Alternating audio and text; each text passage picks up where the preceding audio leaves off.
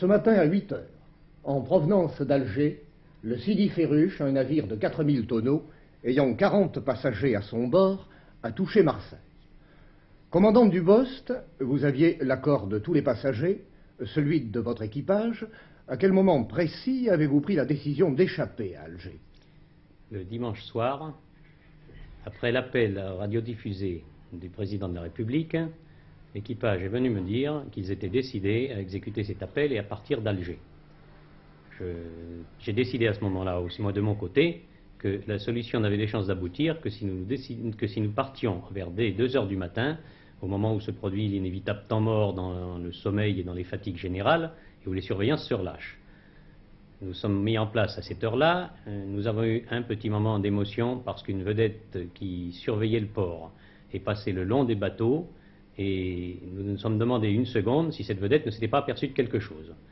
Quand nous avons pu constater qu'elle n'avait rien vu et qu'elle continuait sa patrouille, nous nous sommes immédiatement décidés à partir, étant tranquilles pour au moins une demi-heure ou 1 heure naturellement.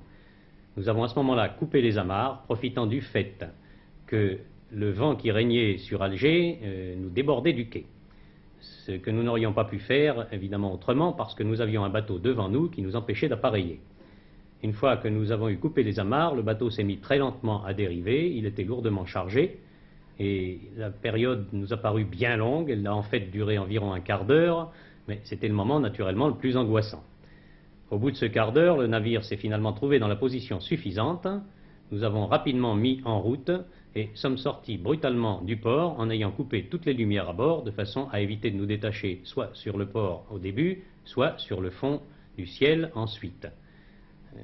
Nous avons simplement eu au passage de la passe un léger coup de pince de projecteur de la surveillance qui était là et qui a nettement été dérouté par la rapidité avec laquelle notre appareillage s'est produit.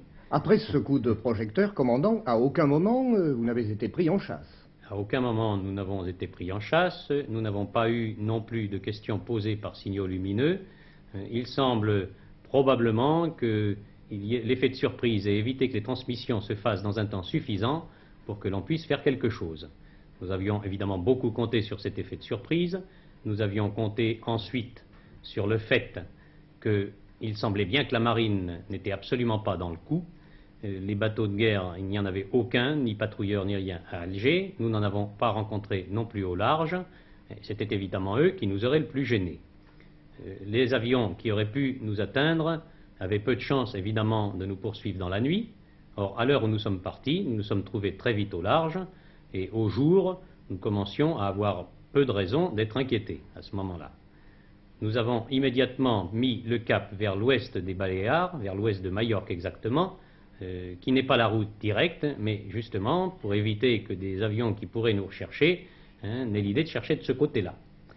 Nous avons donc pu atteindre facilement les points où nous sommes sentis tranquilles, et le lundi après-midi, j'ai pu me permettre d'envoyer une dépêche à ma compagnie, l'avertissant que le navire était parvenu à sortir d'Alger et arriverait à Marseille le mardi matin.